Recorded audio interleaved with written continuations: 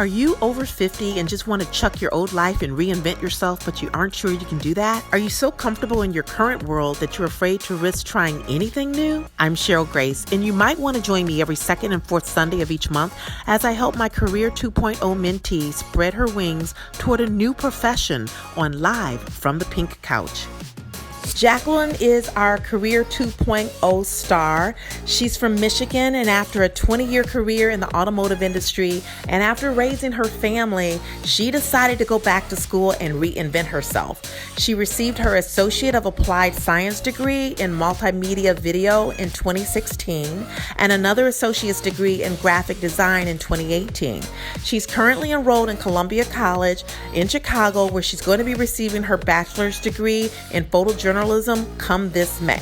Jacqueline's pink elephant goal is to work for a major news organization such as the Associated Press as a photojournalist, and she'd like to get that job by September 2020.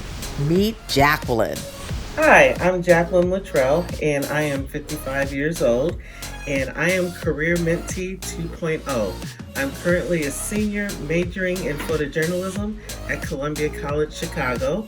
I was recruited during my time as a combat sports photographer, and since coming to Columbia, I've decided to pursue the career in photojournalism. I'd like to work for Associated Press, New York Times, Washington Post, or one of the papers here in Chicago. I'm really excited about being a part of this group and with these ladies as we go on this journey to discover where we will end up in God's plan. Oh, Jacqueline, 20 years you worked. Yes. Right? And tell me why you're here. I am here because I am in the next phase of my life. After walking away from the automotive business in 20 years and picking up the camera in 2014, starting to photo document my son's journey as a mixed martial artist, which took me into combat sports. I photographed boxing and MMA, and then being recruited by Columbia. You got recruited? Yes, I was recruited by Columbia from California. First time I've heard this. Okay, go on. We're going to work on your elevator pitch. Go on. I was recruited by Columbia while I was at Kalamazoo Valley Community College because the director of my school said, you need to show the recruiter your pictures. And I fought him and said no. And he was like, you need to show it. And she looked at it and said, that's photojournalism. Wow. You need to come to Columbia. And I was just like, okay. Wow. Yeah. So once I got here. So you loaded up the bus and moved to Chicago. I put my life in storage and came to Chicago, live in a little studio apartment, and realized, yes, photojournalism is my heart. I fell in love. I fell in love with it. I love this story. For all of you 2.0, career stars out there, this is your story because it's never too late to follow your passion. Never, ever too late. And so often when we get to our 50s, we think, I'm too settled, I'm too comfortable. You came up out of your comfort zone and traded it for a studio apartment in a new city, right? Do you know anybody here? I have a couple of classmates from my high school in Colbert, Michigan that live here, but no, I didn't know anybody. And when I picked up the camera in 2014, people told me I was crazy that I could not earn a living taking pictures, which I'm not one to be told what I can't do because I will do it. I love that. So this is one of the things that I always say this: banish all naysayers to naysayers land. Send them to naysayers land. Let them all go live there together. But don't let them live in your space. Don't let them take up space in your head. So good for you for not paying attention to those friends because are they really friends if they don't support you? And no, they weren't friends. They were just whatever. Random people who had opinions about you and how you want to live your life. Because I'm 50 picking up a camera. Yeah. So, yeah. Wow. All right. So, here's what jumped out at me with your resume. It's hard to tell it's a resume. Because there's not one date on it other than the 2 dates when you completed your associate assignment, your degrees. and the future date for May 2020 when you'll get your bachelor's. So I know you're starting out, but like I have no idea. It could be that you've been doing this for years. It could be that you've been doing this for a couple of minutes, but there's nothing on there that tells me anything about you. And without seeing your artwork with that piece of paper, it's hard to know that you're incredibly talented.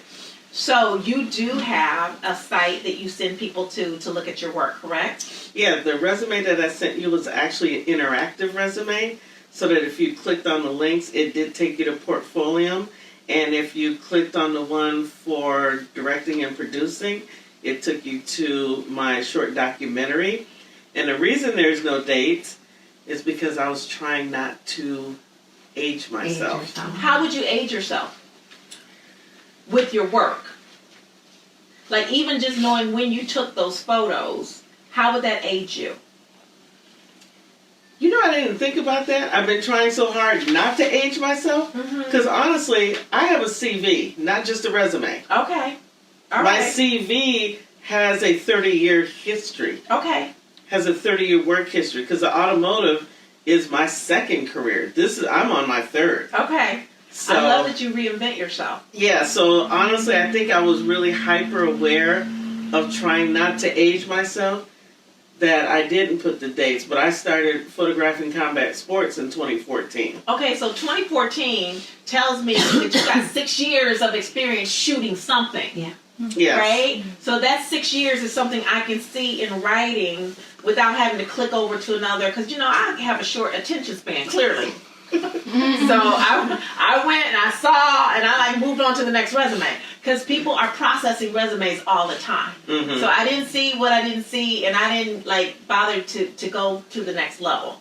Right. So my suggestion is there a way to do both types of resumes? One that is interactive where it does require people to click through, but you need to tell them to click through, because it didn't come through clearly to me that I needed to click on the next thing to get to the next level. Right? Okay, and I apologize because I'm kind of a tech junkie, so I kind of keep up with trends and. Yeah. And maybe the people who are going to be looking at your stuff they're also tech junkies. I wasn't, so let's assume that the person is not. Okay. Always assume the less denominator. Okay. Right, and work from that perspective, because I just didn't have a sense about you.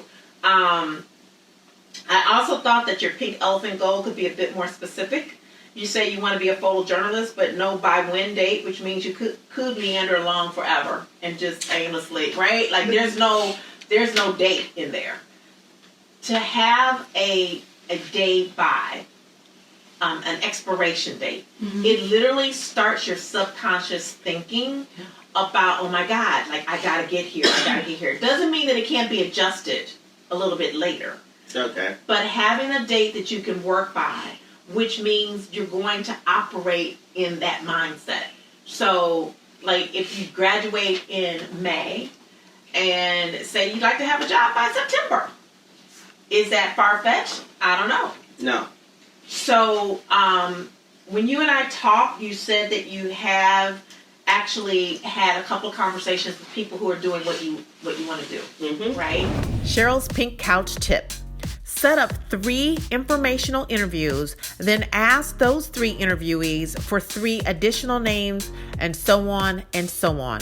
Informational interviews are all about getting details about an area in which you're unfamiliar in order to grow your knowledge base, as well as use this as an opportunity to network. I don't want you to go too far the other direction of not trying to date yourself by not giving us any information about yourself. Okay. Okay? All right. So I would like you to try to set up, ask the couple of professors that we talked about, if they can give you names of people that you can talk to. I can give you names of folks that I want you to talk to. Okay. And somewhere between your schedule, figure out time to have at least 3 informational interviews with people who are doing what you want to do. Okay. And ask them if you can see how they present their resumes or their portfolios. Because I don't know how it's presented. It's not my field, so I don't know how it's done. but somebody who does this can tell you. Okay. Or, like, how do you interview for these jobs? First job I interviewed for, which was the Columbia Chronicle, which I do work at now as a photojournalist. Yes. I submitted my resume, and I had to submit examples of my work, which, since I've been at the Chronicle, I do have a body of work where someone can click on the link and they can look at the things that I have written and I have photographed and see what I have done. So I do have that at this point. Okay, which is good. But you didn't answer my question. Like, how do you interview, aside from college, right? The college paper, because is that where you're working right now? Yeah. What do, like, the Chicago Tribune, the Sun-Times, Associated Press, like, when you interview for them, do you know what they're going to ask you for? Right now, no. You don't know. You don't know. And Right now, no. so how are you going to be ready when you don't know? So what if you went and asked somebody, like an HR person there, hey, as an assignment, Okay. I'm interested in one day interviewing with you guys. What would I need to present? See if you can reach out to an HR person. Okay. I'm not trying to interview for a job right now. I'm just coming on an informational interview for you. But you know what informational interviews do? Is they also give you exposure to people who are in hiring positions, right? They give you that exposure, and maybe they don't have a job for you right now. But perhaps later on, like, you know, there's this young woman, where there was this woman who came in, and, you know, and I was impressed by her. It works. It works, Rebecca? It works. It definitely works. I went on some informational interviews that you sent me on, actually. And even though it wasn't it didn't lead to a full-time job, it led me to a freelance opportunity. And but that freelance opportunity actually did lead to a full-time job. So informational interviews definitely do work. I talk to a lot of younger women too as well, and I tell them a lot about when I was doing this and going on informational interviews that they definitely work. So Okay. Check out the full Live from the Pink Couch web series and keep up with all 5 mentees' progress on PowerfulPenny.com. This has been a Powerful Penny LLC Pink Elephant production.